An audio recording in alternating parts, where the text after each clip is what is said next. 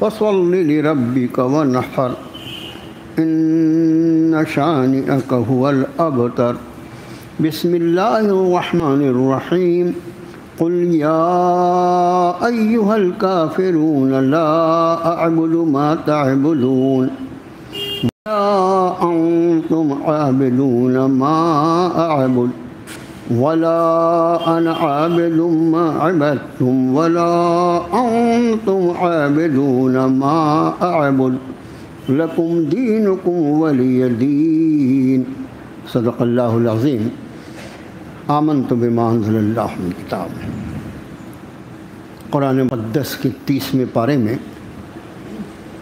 108 number کی سورۃ الکوثر جو 3 آیات بینات پر مشتمل ہے، اور 109 نمبر کی سورۃ شریفہ سورۃ الکافرون جو 6 آیات پر مشتمل ہے، اس وقت آپ کے خادم نے آپ کو پڑھ کر سنائی۔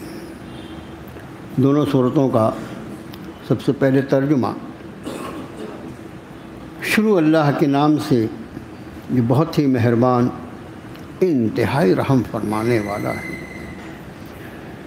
بے شک ہم نے آپ کو اے نبی صلی اللہ علیہ وسلم الکوثر عطا فرمایا، پھر آپ نماز پڑھیے اپنے رب کے لیے اور قربانی کیجیے، اب بلا شبہ آپ کا دشمن، آپ کا بدخواہ وہی بے نام و نشان ہے۔ شروع اللہ کے نام سے بہت ہی مہربان، انتہائی رحم فرمانے والا۔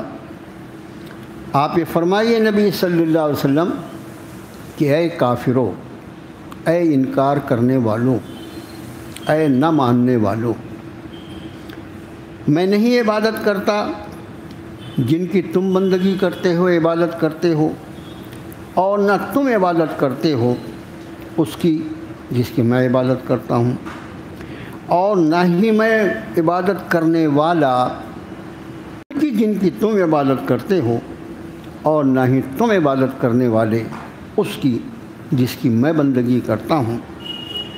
تمہارے لیے تمہارا بدلہ اور میرے لیے میرا بدلہ، اور دوسرا ترجمہ، تمہارے لیے تمہارا دین اور میرے لیے میرا دین۔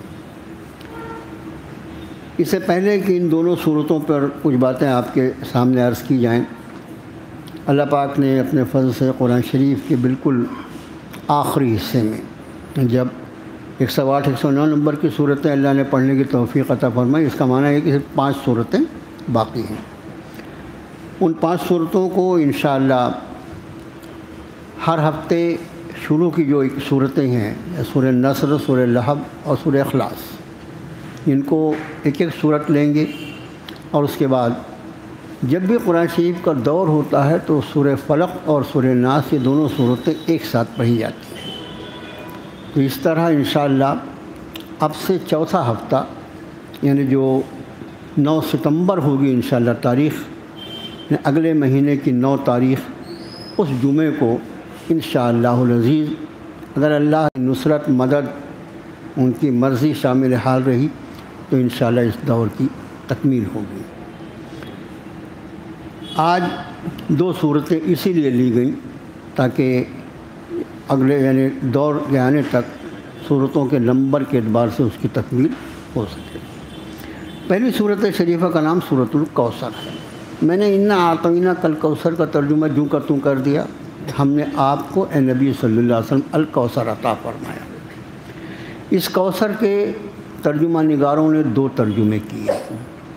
ایک تو الکوثر کا معنی یہ کہ اس سے مراد نہر کوثر اور حوض کوثر ہے۔ نبی کریم صلی اللہ علیہ وآلہ وسلم کی جو مختلف صفاتی نام ہیں، اس میں ایک بہت مشہور صفت ہے آپ کی ساقی کوثر ہونا۔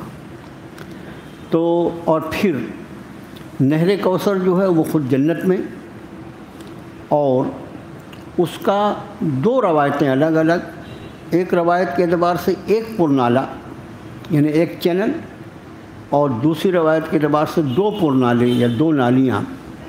یہ حوض کوثر جو ہوگا یہ حشر کے میدان میں اللہ تعالیٰ اس کو قائم فرمائیں گے اہل ایمان کی پیاس کو بجھانے کے لیے، اور وہ حوض کوثر اللہ نے اپنے نبی پاک صلی اللہ علیہ وسلم کے لیے خاص عطا بنایا ہے۔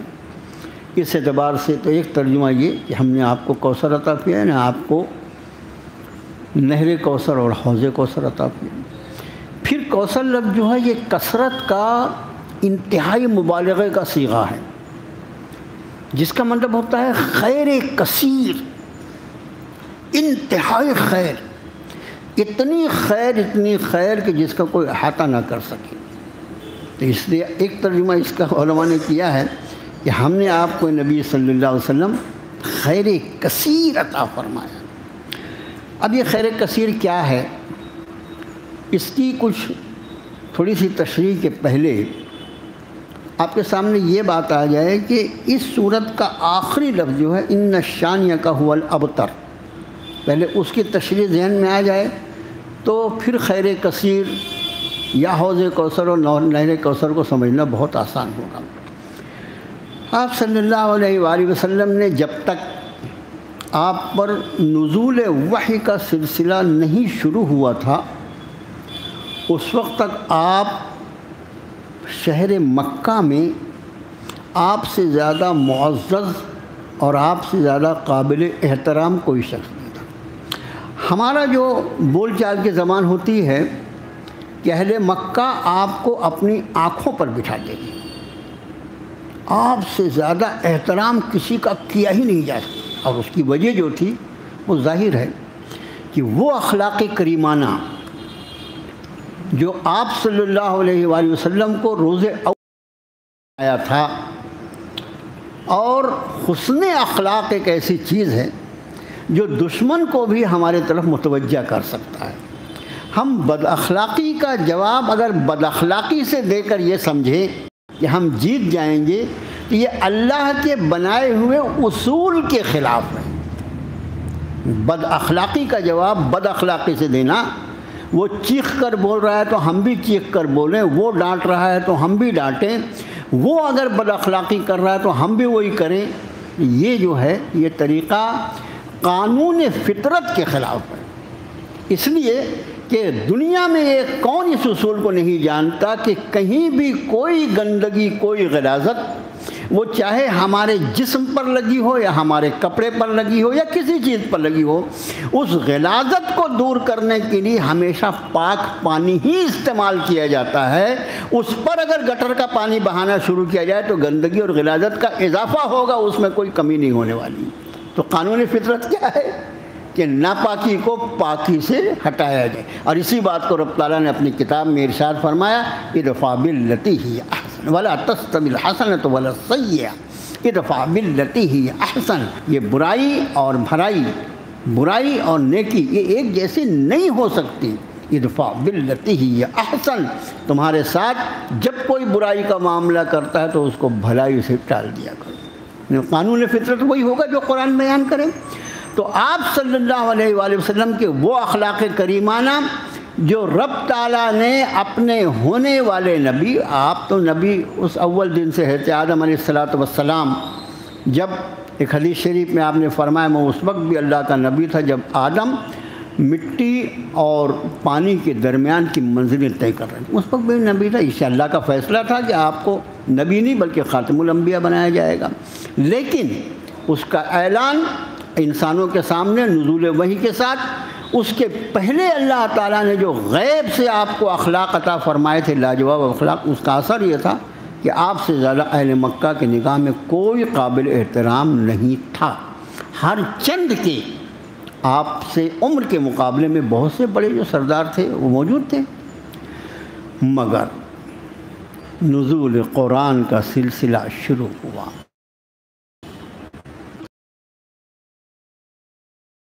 اللہ علیہ وآلہ وسلم نے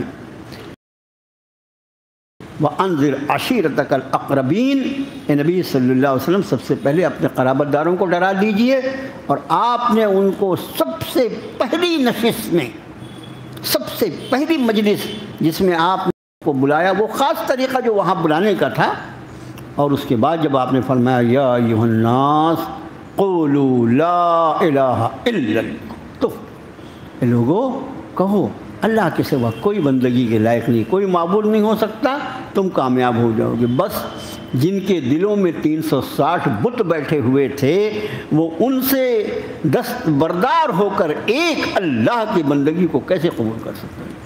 انشاءاللہ اس کی مزید تشریحات سورہ لہب کے وقت بھی انشاءاللہ آپ کا خادم عرض کرے گا۔ اب یہ کہ وہاں سے عداوت و دشمنی شروع ہوتی ہے اور پھر وہ کہاں تک پہنچتی ہے وہ آپ کے اور ہمارے علم میں ہے۔ آپ صلی اللہ علیہ وسلم کی جو اولادیں ہیں، وہ مستند روایات کے اعتبار سے 4 بیٹے اور 3 بیٹیاں ہیں۔ 3 بیٹے اور 4 بیٹیاں ہیں، الٹا شاید کہہ دیا، 3 بیٹے اور 4 بیٹیاں ہیں۔ سب سے بڑے حضرت قاسم رضی اللہ تعالیٰ عنہ ہیں، ان سے چھوٹی حضرت زینب رضی اللہ تعالیٰ عنہ ہیں، ان سے چھوٹے حضرت عبداللہ رضی اللہ تعالیٰ عنہ ہیں، اور حضرت عبداللہ کے بعد پھر 3 بیٹیاں یکے بعد دیگرے، حضرت ام کلثوم، حضرت رقیہ اور حضرت فاطمہ۔ 4 بیٹیاں ہیں نبی کریم صلی اللہ علیہ وسلم کی، لیکن سازش کرنے والوں نے ایسا اس پر میں کہنا چاہیے کہ اس تاریخ کو مسخ کیا کہ ایسا لگتا ہے کہ پوری امت کا بڑا طبقہ یہ جانتا ہے کہ معاذ اللہ صرف آپ کی ایک ہی بیٹی، آپ کی 4 بیٹیاں، سب سے بڑی حضرت زینب، ان کے بعد سب سے بڑے حضرت قاسم رضی اللہ تعالیٰ عنہ، بڑے صاحبزادے ہیں، ان کے بعد حضرت زینب رضی اللہ تعالیٰ عنہ ہیں، حضرت زینب کے بعد حضرت عبداللہ رضی اللہ تعالیٰ عنہ دوسرے صاحبزادے ہیں، اور اس کے بعد حضرت ام کلثوم، حضرت رقیہ اور حضرت فاطمہ، یہ تینوں بیٹیاں ہیں۔ 2 بیٹے اور 4 بیٹیاں، یہ سب کے سب حضرت خدیجۃ الکبریٰ کے بطن سے اللہ نے آپ کو عطا فرمایا۔ تیسرے صاحبزادے جو حضرت ابراہیم ہیں، اچھا نام میں کچھ روایتوں میں آپ کو فرق بھی ملے گا، کوئی بڑا حضرت ابراہیم کو کہتا ہے، کوئی حضرت قاسم کو، تو اس میں وہ فرق مل سکتا ہے، لیکن جو میری معلومات میں چھوٹی سی معلومات، تو جو آپ کے صاحبزادے حضرت ابراہیم ہیں وہ آپ ہی باندی حضرت ماریہ قبطیہ کے بطن سے پیدا ہوئے، لیکن یہ اللہ کا فیصلہ کہ تینوں صاحبزادے جو اللہ نے آپ کو عطا فرمائے ان کو بچپن میں ہی اللہ نے وفات دے دی۔ حضرت ماریہ قبطیہ کے صاحبزادے حضرت ابراہیم کی وفات کا واقعہ میں نے کسی وقت میں آپ کو سنایا تھا، پھر اگر اللہ زندگی رکھے گا تو عجیب و غریب واقعہ ہے وہ۔ صاحبزادے اہل مکہ کے نزدیک نسل جو چلتی تھی، اچھا نسل ویسے بھی عام طور سے لوگ سمجھیں نسل چلتی ہے بیٹے سے، کسی کا بیٹے کا اگر انتقال ہو جائے تو اس کو وہ لوگ ابتر کہتے تھے، آخری لفظ ہے نا یہ، ان نشانیہ کا ہوا الابتر، تو ابتر کہتے تھے۔ ابتر کا مطلب ہوتا ہے مقطوع النسل، ایسا شخص جس کے بعد اس کی نسل کا سلسلہ باقی نہ رہے بلکہ یہ کہ اس کا نام و نشان مٹ جائے، اس کو ابتر کہتے ہیں۔ اب میرے بھائیوں ایک بات جو عرض کرنے جا رہا ہوں، ہمت نہیں، دیکھو ہم لوگ اور آپ کوئی بڑے متقی پرہیزگار نہیں ہیں، لوگوں سے ہمارے بھی اتفاق بھی ہوتا ہے، اختلاف بھی ہوتا ہے، دشمنی بھی ہوتی ہیں، جھگڑے بھی ہوتے ہیں، لڑائی دنیا بھر کا لگا ہوا ہے ہماری زندگی میں، آپ کی زندگی میں۔ اگر ہم بہت متقی پرہیزگار اس لیول کے ہوتے جو کتاب و سنت کا لیول ہے تو ہماری یہ عداوت دشمنیاں دوسرے سے، لیکن اس کے بعد بھی آج کے معاشرے میں آپ ایک بات دیکھیں گے کہ کسی سے کتنی ہی دشمنی ہو، لیکن اگر اس شخص کے ساتھ کوئی حادثہ پیش آ جائے تو دشمن بھی جو جانی دشمن بھی ہوتا ہے وہ وقتی طور پہ آ کے کھڑا ہو جاتا ہے۔ اتنا سخت دل نہیں ہے کہ کسی کے گھر میں آگ لگ جائے یا کسی کے گھر میں کوئی حادثہ ہو جائے، کسی کا گھر گر جائے اور دشمن جو ہے وہ اچھا ہوا، ایسا ابھی بھی ایسا معاشرہ نہیں ہے۔ اور پھر کسی کے گھر میں موت ہو جائے کسی کی تو ظاہر ہے کہ ہر آدمی اس کے دل میں اتنا تو پایا جاتا ہے کہ ظاہر داری کے لیے صحیح، لیکن وہ آ کر شریک ہو جاتا ہے، کھڑا ہو جاتا ہے کہ بھئی آپ کے یہاں یہ واقعہ ہو گیا، میں آپ کے غم میں شریک ہوں برابر کا، مسلمان ہو غیر مسلم ہو دشمن ہو، تو سب کے ساتھ یہ ہوتا ہے۔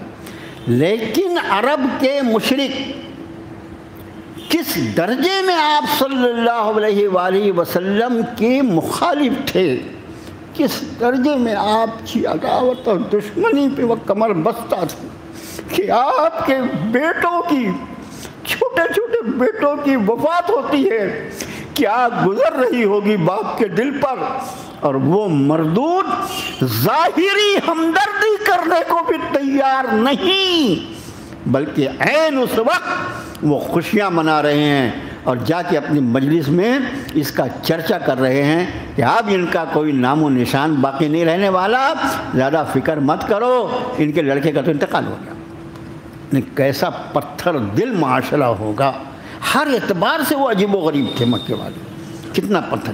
اب اس کو ذہن میں رکھیں۔ اب جب یہ باتیں کہی گئی ہوں گی اور آپ کے کان میں آئی کہ میرے بیٹے کی وفات میں بجائے میرے غم میں شریک ہونے کی خوشیاں منا رہے ہوں گے، قلب رسول کی کیا کیفیت؟ آپ کی تالیف قلب کے لیے یہ صورت شریف نازل۔ تالیف قلب کس کو کہتے ہیں؟ کسی کا دل ٹوٹ جائے، اس کے ٹوٹے ہوئے دل پہ مرہم رکھنے کے لیے جو کہا جائے اس کو تالیف قلب کہا جاتا ہے، ٹوٹے ہوئے دل کو جوڑنے کے لیے۔ تو رب تعالیٰ نے یہ صورت شریفہ اس تناظر میں نازل فرمائی کہ آپ کے دشمن، آپ کے مخالف آپ کو ابتر کہہ رہے تھے اور اس پر تالیاں پیٹ رہے تھے اور خوشیاں منا رہے تھے کہ آپ کے بیٹی کی وفات ہو گئی، اب تو کوئی آپ کی نسل چلنے والی نہیں ہے، جب تک ہیں آپ، جب تک یہ چلتا رہے گا، آپ بھی اس دنیا سے تشریف لے جائیں گے، اس کے بعد یہ سلسلہ دعوت خود بخود رک جائے گا، یہ ان کا کہنا تھا۔ اور رب کائنات، حاکم کائنات، خالق کائنات، وہ ذات جس نے آپ کو اپنا آخری نبی بنا کر مبعوث فرمایا، وہ ارشاد فرماتا انا اعطیناک الکوثر، ہم نے آپ کو اے نبی صلی اللہ علیہ وسلم خیر کثیر عطا فرمایا، یا ہم نے آپ کو الکوثر عطا فرمایا۔ پہلے الکوثر جو ہے اس کا یہ ترجمہ کہ اس سے مراد نہر کوثر اور اپنے حوض کوثر ہے۔ جنت کی نہریں، دودھ کی نہر، شہد کی نہر، پانی کی نہر، شراب کی نہر، یہ چاروں نہروں کا تذکرہ سورہ محمد صلی اللہ علیہ وسلم۔ اب وہ آیتیں پڑھیں، 2 سورتوں کی تشریح کرنی ہے اس لیے وقت زیادہ ہو جائے گا۔ تو ان نہروں میں ایک نہر جو ہے اس کا نام نہر کوثر ہے، ایک نہر ایسی ہے جس کا نام نہر سلسبیل ہے۔ یہ نہر کوثر اصل میں جنت میں ہے، اہل جنت کو اس سے پلایا جائے گا، لیکن جیسا میں نے شروع میں عرض کیا کہ حشر کے میدان میں امت مسلمہ کے لیے اللہ تعالیٰ کا یہ خاص اعزاز ہے۔ اور امت کا کیا اعزاز؟ اصل اعزاز تو جناب رسول اللہ صلی اللہ علیہ وسلم کا، جن کو حوض کوثر عطا فرمایا رب تعالیٰ نے۔ آپ کے لیے، آپ کی امت کے لیے یہ حوض اس طرح ہوگا کہ نہر کوثر کا پانی 2 پرنالوں یا 1 پرنالے کے ذریعے آ کر اس حوض میں گر رہا۔ حوض کی لمبائی چوڑائی احادیث مبارکہ میں مختلف شہروں کا نام لے کر آپ نے ارشاد فرمایا، جس سے ایسا لگتا ہے کہ سینکڑوں اسکوائر کلومیٹر کا یہ حوض ہوگا۔ اس کے جو پیمانے ہوں گے، یعنی جو گلاس ہوں گے اس میں پینے کے لیے، اس کی تعداد اللہ کے رسول صلی اللہ علیہ وسلم فرمایا کہ آسمان پہ جتنے ستارے ہیں اس سے زیادہ حوض کوثر کے پیمانے ہوں گے۔ اور پھر پانی کا جس حوض کوثر کے ذریعے اہل ایمان کو دیا جائے گا، اس کی جو تعریف فرمایا اس کا پانی دودھ سے زیادہ سفید، ایک روایت میں چاندی سے زیادہ سفید بھی ملتا ہے، 50 سے زیادہ روایتیں ہیں اس کے بارے میں تواتر کے ساتھ۔ تو دودھ سے زیادہ سفید، برف سے زیادہ ٹھنڈا اور شہد سے زیادہ میٹھا۔ محدثین فرماتے ہیں حقیقت یہ ہے کہ اس چیز کی کوئی تمثیل اس زمین پر پائی جا ہی نہیں سکتی، بس اللہ ہمیں آپ کو اپنے فضل و کرم سے اس کا حصہ عطا فرمائے، اس کی دعا کی جا سکتی ہے۔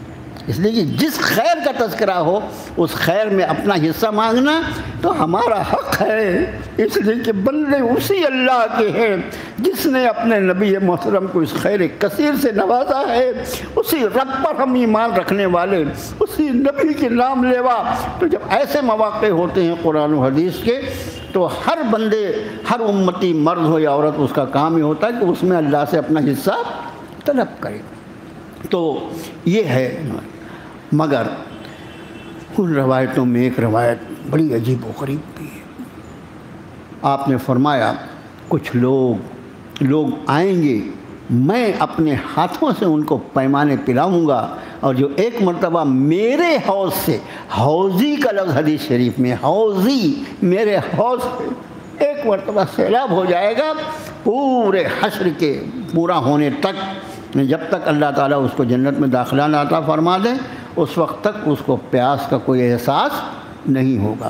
میں کچھ لوگ میرے طرف بڑھیں گے اور میں ان کو پہچان رہا ہوں کہ وہ میرے امتی ہیں، لیکن فرشتے حائل ہو جائیں گے اور ان کو کہیں گے ہٹو ہٹو، دور ہو جاؤ، دور ہو جاؤ۔ میں عرض کروں گا کہ پروردگارا، یہ تو میری امت کے لوگ ہیں، یہ آئیں اور ان کو میں سیراب کر دوں۔ رب کائنات ارشاد فرمائیں گے، اے نبی صلی اللہ علیہ وسلم، آپ کو نہیں معلوم کہ آپ کے بعد انہوں نے آپ کے دین میں بدعتیں ایجاد کی تھیں۔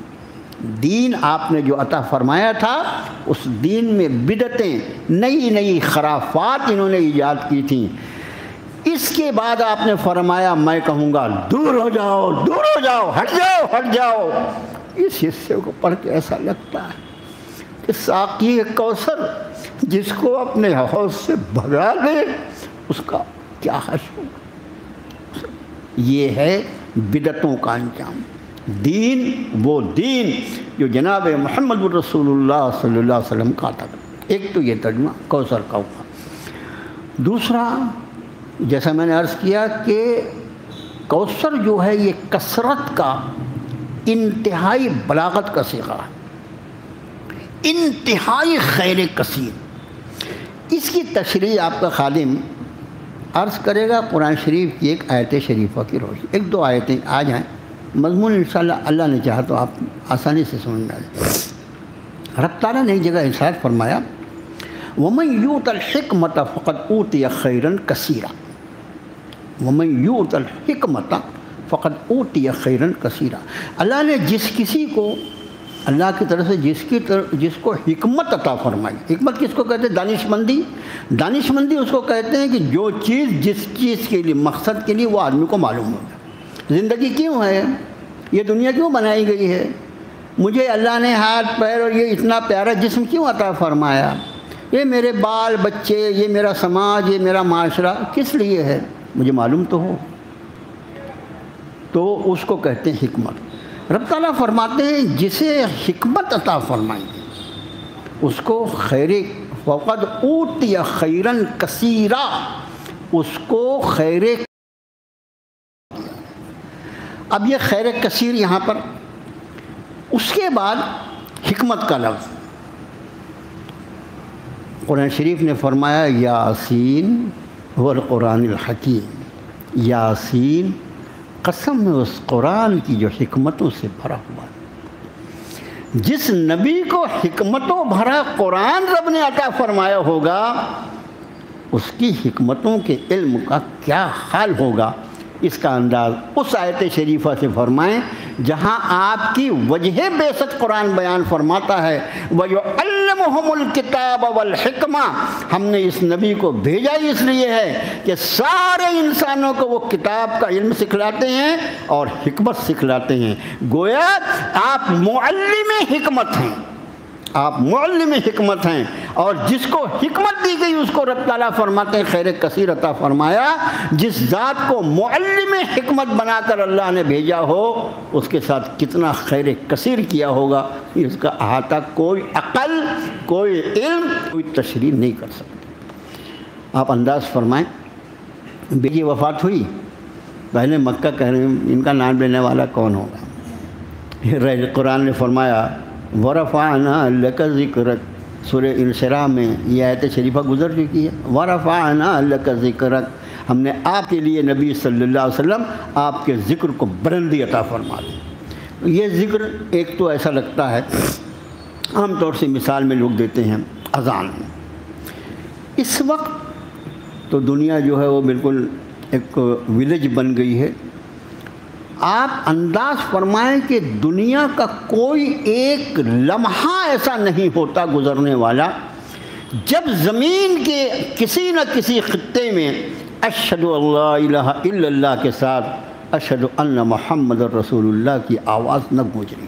لیکن یہ تو ایک بات ہے، مجھے آپ بتائیے کہ جو لوگ ایمان کی دولت سے اللہ نے جن کو نوازا ہے ان کا حال کیا ہے؟ ان ایمان والوں کے لیے یہ فرما دیا کہ لقد کان لکم فی رسول اللہ اسوۃ حسنہ، تمہارے لیے جناب رسول اللہ صلی اللہ علیہ وسلم کی ذات عالی میں بہترین نمونۂ زندگی۔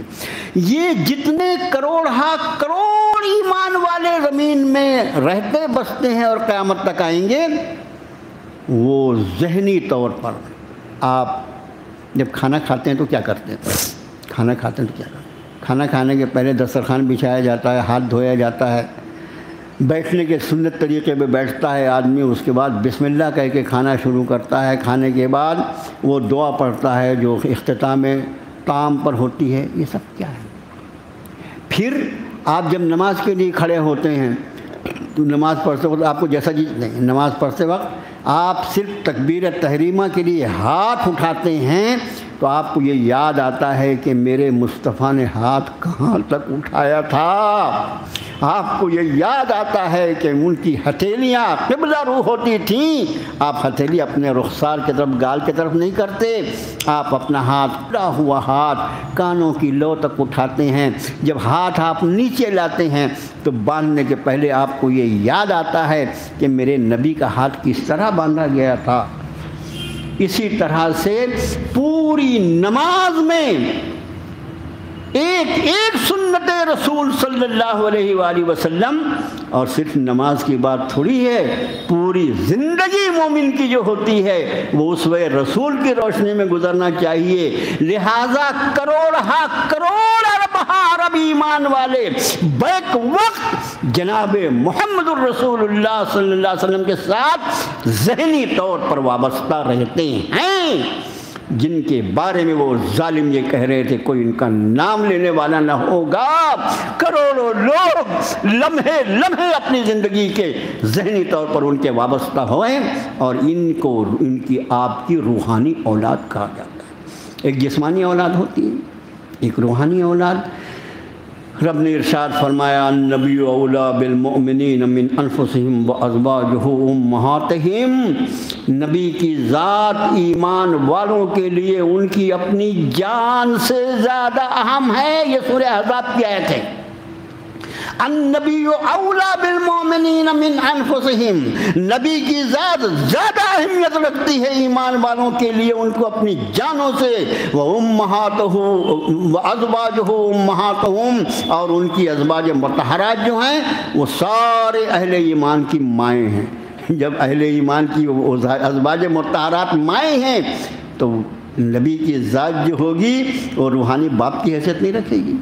آپ انداز فرمائیں کہ جس کو انہوں نے ابتر کہا تھا، اور پھر کوئی ذرا چراغ لے کے ڈھونڈے کہ عبداللہ ابی بن خلف جو تھا، ابی بن خلف کی بھی کوئی اولاد پائی جاتی ہے کیا؟ ابو جہل کی بھی کوئی اولاد پائی جاتی ہے کیا؟ ابو لہب کی نسل بھی کہیں پائی جاتی ہے کیا؟ ولید بن مغیرہ کی اولادیں بھی پائی جاتی ہیں؟ سب کو اللہ نے فنا کے گھاٹ اتار دیا۔ جن کو یہ غرہ تھا کہ ہماری نسل چلے گی، ان نسلوں کو بے نام و نشان کیا، اور جس کے تینوں بیٹوں کو اللہ عز و جل نے ان کے بچپن میں وفات دیا تھا، اس کے بعد ان کی روحانی اولادوں کی نسل، اور صرف روحانی اولادیں نہیں بلکہ ان کی بیٹی حضرت فاطمہ رضی اللہ تعالی عنہا کی نسل سے اللہ نے ان کی نسل کو بھی باقی رکھا ہے۔ آج کوئی ہاشمی کہلاتا ہے، کوئی علوی کہلاتا ہے، یہ سارا تعلق کس سے ہے؟ اور یہی وجہ ہے کہ قیامت تک کے لیے اہل ایمان جانتے ہیں کہ صدقات اور زکوٰۃ کا مال جو ہے وہ کسی سید کو نہیں دیا جائے گا۔ سید کہتے ہوئے اس کو ہے جس کا خاندانی تعلق اللہ کے رسول صلی اللہ علیہ وسلم کی ذات سے۔ یہ ہے اس صورت شریفہ کی تشریح۔ اب اس کا ترجمہ فرمائیں انا اعطیناک الکوثر، ہم نے آپ کو نبی صلی اللہ علیہ وسلم الکوثر یا خیر کثیر یا نہر کوثر، حوض کوثر عطا فرمایا۔ سب ترجمہ فصل لربک وانحر، اس کے شکرانے میں آپ اپنے رب کے لیے نماز پڑھیے اور قربانی کیجیے۔ ان شانئک ھو دشمن، آپ کا بدخواہ، آپ سے عداوت رکھنے والا وہی بے نام و نشان ہوگا، اور آپ کو ہم نے جو خیر کثیر عطا فرمایا ہے اس کا اس طرح سلسلہ چلے گا کہ رہتی دنیا تک آپ سے تعلق رکھنے والے، اور پھر قبر میں کس کو دکھایا جائے گا؟ ان کے بارے میں تم کیا کہتے ہو؟ یہ کون ہے؟ کون ہے یہ؟ کون ہوگا وہ نبی کریم صلی اللہ علیہ وسلم کی شبیہ مبارک ہے۔ حشر کے میدان میں کون شافع محشر ہوگا؟ کون ہوگا وہ جس کو رب تعالیٰ نے فرمایا کہ عسیٰ ان یبعثک ربک مقاما محمودا، آپ کو آپ کا رب مقام محمود پر مبعوث فرمائے گا وغیرہ۔ اب اگلی صورت شریفہ، اس کا نام سورۃ کافرون ہے۔ قل یا ایھا الکافرون، آپ کہیے نبی صلی اللہ علیہ وسلم اے انکار کرنے والے۔ کافر کا لفظ کچھ اس طرح استعمال ہوا اس ملک میں کہ لوگوں نے اس کو اپنے لیے گالی سمجھ لیا۔ یہاں پر وہ بار بار بیچ میں آتا ہے نا، ہمارے لیے ہم کو کافر مت بولو، ارے واہ ارے واہ، غدار کو غدار مت بولو۔ کافر کا لفظی ترجمہ انگریزی میں ڈس بلیور، یقین نہیں کرنے والا، اور مومن یعنی بلیور، یقین کرنے والا، یا اوبیڈینٹ، ڈس اوبیڈینٹ، فرما برداری کرنے والا، نہیں فرما برداری کرنے والا۔ اس میں اچھلنے کی کیا ضرورت ہے؟ میرا خیال ہے اپنے لوگوں نے بھی کبھی ان کو چڑھایا وڑھایا ہوگا، مجھے بھی ایسا لگتا ہے کہ اپنے لوگ بھی کم تھوڑی ہیں، اپنے لوگ بھی کم نہیں ہیں، کبھی ان کو چڑھایا ہوگا اس کے کوئی لفظ سے جس کی وجہ سے وہ اتنے بھنک جاتے ہیں اسے۔ قل یا ایھا الکافرون، آپ کہیے نبی صلی اللہ علیہ وسلم اے انکار کرنے والوں، لا اعبد ما تعبدون، میں نہیں بندگی کرتا ان کی جن کی تم بندگی کرتے ہو۔ اس صورت شریفہ کے شان نزول میں جو واقعات ہیں، آپ کی مخالفت کرنے والے مخالفت تو کر رہے تھے، لیکن ان کو لگ رہا تھا کہ ہماری اتنی مخالفت کے بعد بھی اثر جو ہے وہ تو زیرو ہے نا، اتنی مخالفت ہم کر رہے ہیں۔ شعبہ ابی طالب میں جو قید کیا اہل ایمان کو، یعنی کچھ واقعات سیرت نبی صلی اللہ علیہ وسلم جیسے، میں جب اللہ پاک نے عمرے کا موقع عطا فرمایا تھا 3-4 سال پہلے، تو ہم کو جو لے گئے تھے ٹور والے، ان کے ایک ذمہ دار نے کہا کہ بھی اگر آپ چلنا چاہیں تو ہم آپ کو طائف بھی لے چلتے ہیں۔ نہیں، طائف نہیں جا سکوں گا، طائف میں پیر نہیں رکھ سکتا، اس لیے کہ طائف میں میرے نبی کے ساتھ جو کچھ ہوا ہے اس بستی میں مجھے پیر رکھنے کی ہمت نہیں۔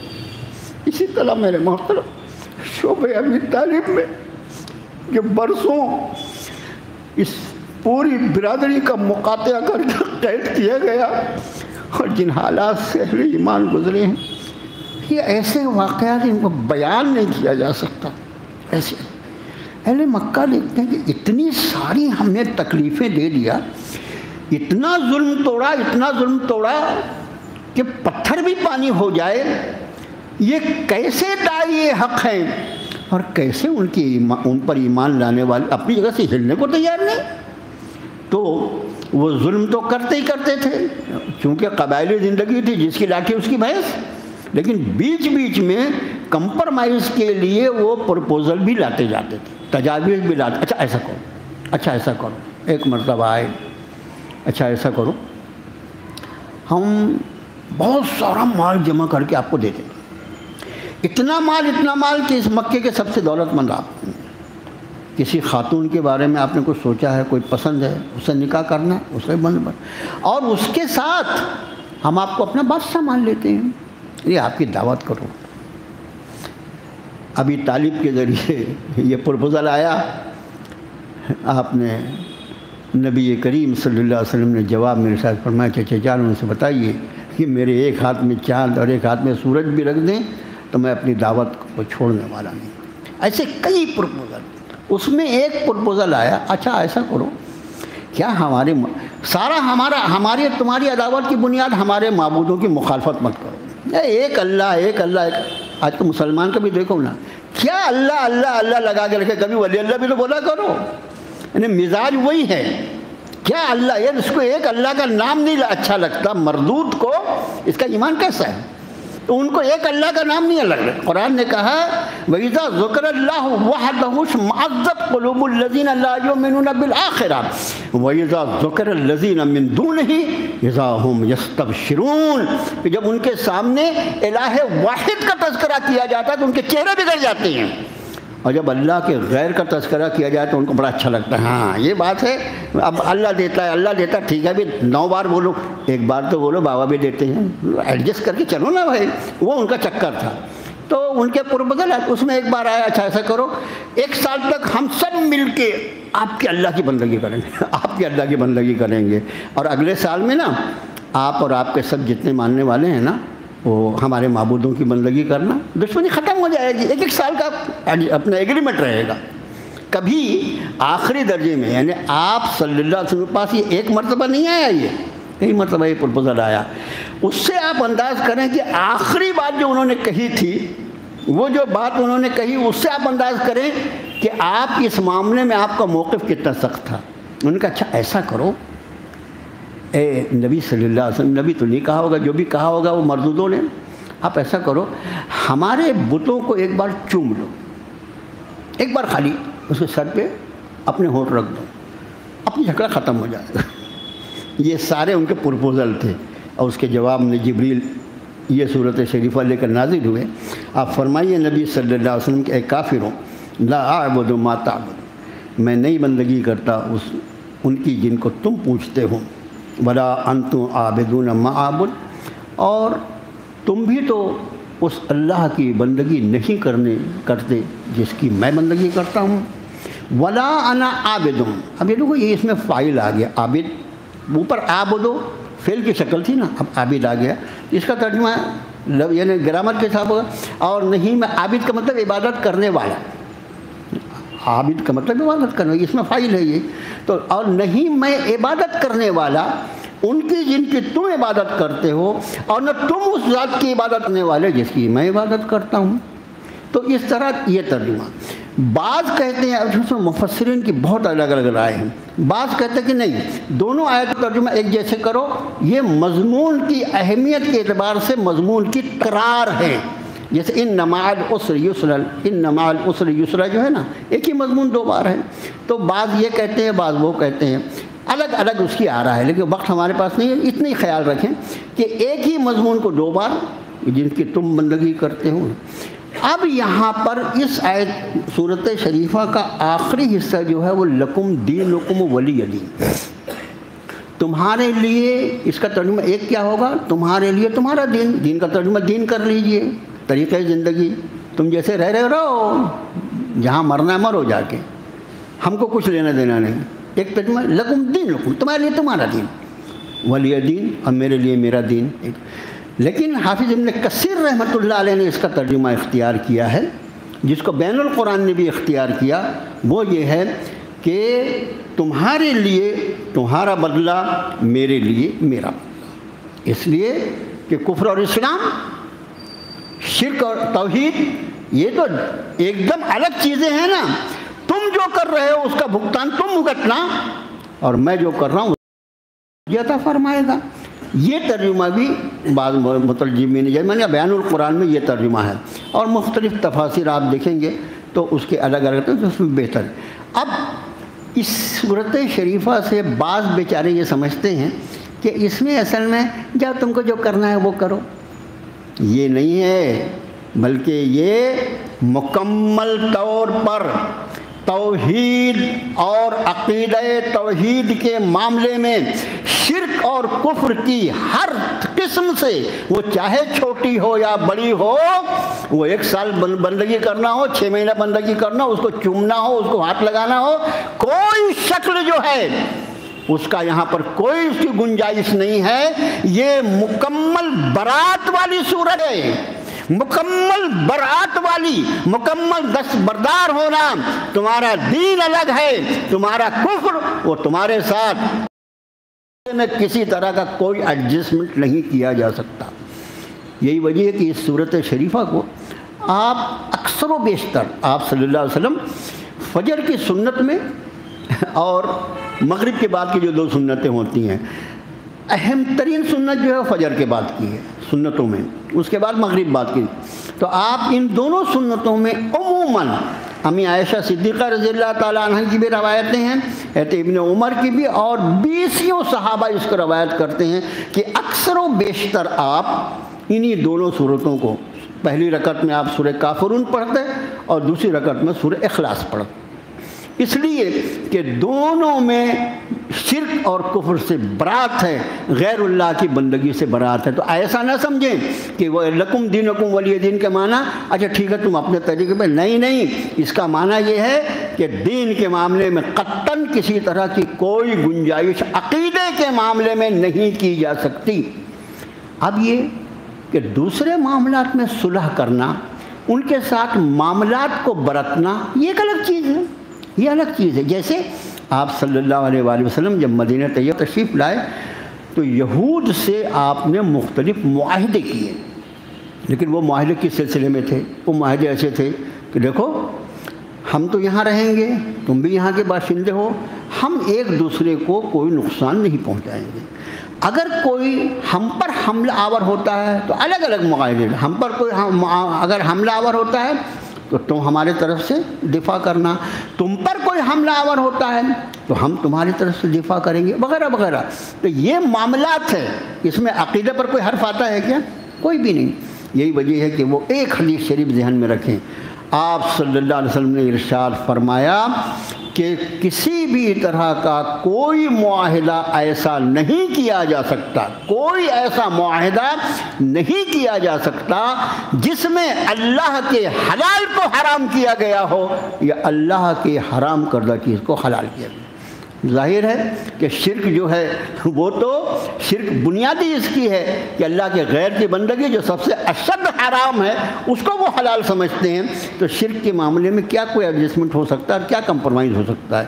اور پھر آپ صلی اللہ علیہ وآلہ وسلم نے اپنی امت کی جو تربیت فرمائی ہے، مجھے آپ بتائیے، فجر کی نماز پڑھ لیا آدمی، طلوع آفتاب ہو رہا ہے، طلوع آفتاب کے وقت بھی اگر مسلمان سجدہ کرے گا تو کس کو؟ اللہ کے سوا کسی اور کو کرے گا؟ نہیں کرے گا، نہ سورج کو کرتا، نہ چاند کو کرتا، نہ زمین کو، نہ اللہ کو سجدہ کرے گا نا۔